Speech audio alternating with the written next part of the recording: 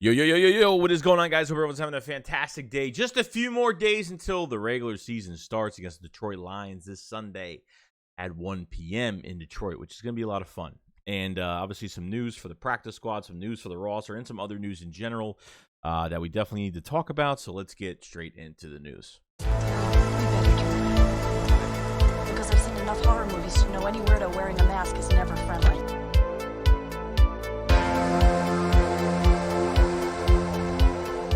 What is going on, guys? Hope everyone is having a fantastic day today. So obviously some news before we kickstart the season, and some roster moves have been made by the Philadelphia Eagles. And it looks like that the Eagles have signed tight end Dalton Keene and wide receiver AUDEN TATE, and have released running back LaMichael Perrine and QB Reed Sinnett. Reed Sinnett's gone, thank God. I mean, that guy has no value whatsoever. Thank God they've seen that. I don't know why he was even on the practice squad to begin with, but just as a body, I guess, for them, just to find another spot to replace him. So it's good that he is finally gone.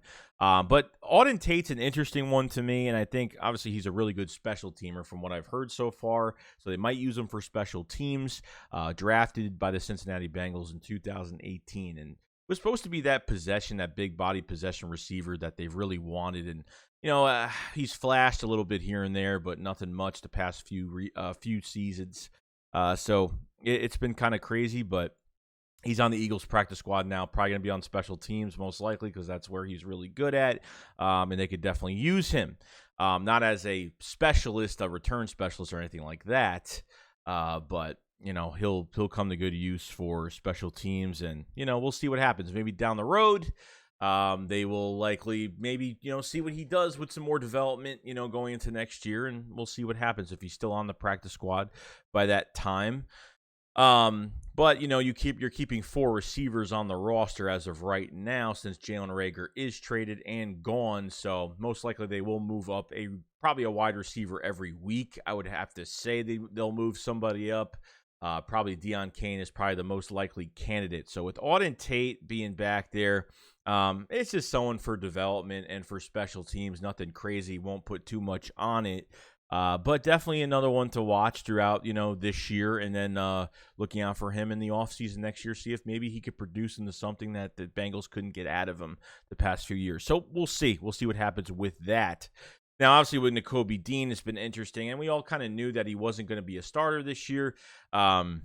He will be a backup. He is a backup on the depth chart right now, so I could see him in a lot of blitz packages and definitely using him for that reason. I think they're going to ease him into the defense game by game, and I think by later in the season he might have a starting spot. Who knows? Injuries could occur, not just because of that reason, but Nakobe Dean is definitely a steal from the draft with a 3rd-round pick that we didn't expect to get. And I think with this going forward, I would give it this year. I'd give it some time where he gets acclimated and gets into these games and starts, playing really well. And if he becomes a big eye opener, which I think he will this season, it should be a lot of fun, because the Eagles linebacker core is night and day, and it's going to be interesting to see what happens. But, depending on what they're doing with certain fronts and stuff like that, I think Nakobe Dean is still going to get a lot of playing time. Whether it's probably at middle linebacker. They tried him on the outside, I think, beginning of training camp, and then they've eased him into that middle linebacker position, which is good. So I want to see more. I can't wait to see him play this year, and that's the news on that. And obviously seeing, Miles Sanders being healthy, the new Trey Sermon is in the building, the new bruiser back in Philly as the number 4 running back. I'm excited to see what Trey Sermon, and I understand what they're going to do with him and how he tried to trade for him, and, they ended up releasing him, and that was it. And at least waivering him, and then the Eagles picked him off waivers, which was really good. So I'm excited for Sermon as a short yardage back, a guy that has some elusiveness as well in the backfield for a bigger back, which I really do like. And I love how the Eagles went a totally different direction at bruiser. They didn't bring Jordan Howard back. They went a totally different direction. I didn't really expect them to go.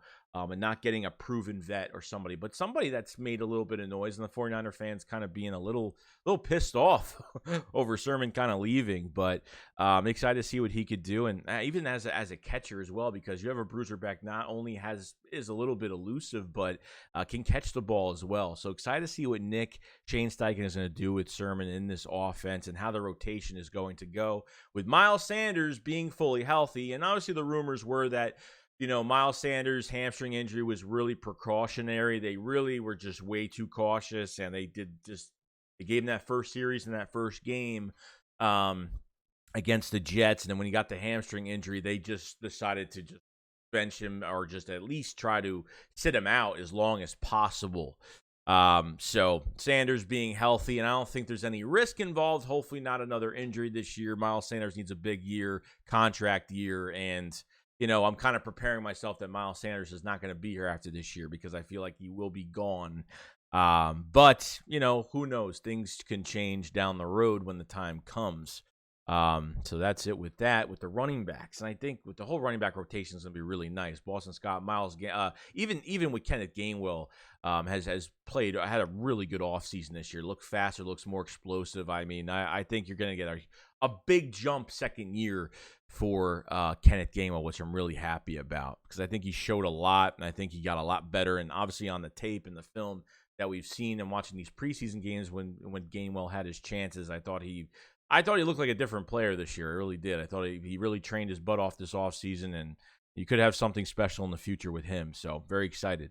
And then obviously, A.J. Brown is always with the jokes and always just being very promising towards himself. And, and obviously this was kind of a joke, and he said he forgot to take this down. So he had like a "we're open" sign in front of his locker, which I thought it was always open sign, which is always that was in front of his locker, and he was like kind of talking about how he should have put it down. But it's not just about he's always going to be open, but he mentioned that the execution has to be perfect between him and Jalen Hurts, and I think the connection is going to be definitely very good. And how defenses are going to defend this wide receiver group, and obviously with Quez Watkins being on the number 3 corner, and Devontae Smith might get more attention later on because I feel like the number 1 corner will be on Brown, and then kind of switch later on in the season. So, it was a laughing thing about this today, but I thought it was pretty funny. But other than that, guys, it's pretty much it. I mean, a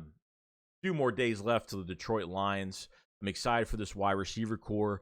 The Eagles get Auden Tate. They signed him to the practice squad for most likely a special teamer, but a possession receiver or some type of a big possession receiver that maybe he could turn into, that the Bengals couldn't really. They've seen flashes out of him, but hasn't really produced enough for them, and that's why he was waived. And obviously, Nakobe Dean is definitely one of the most exciting prospects going into this year and this season. Can he be that middle linebacker? Can he be the future leader of this team? Can he be the future field general? Because I think they're going to ease him into this defense a little bit, and I think he'll get a lot of chances. He's going to get a lot of playing time, and there's no doubt about it.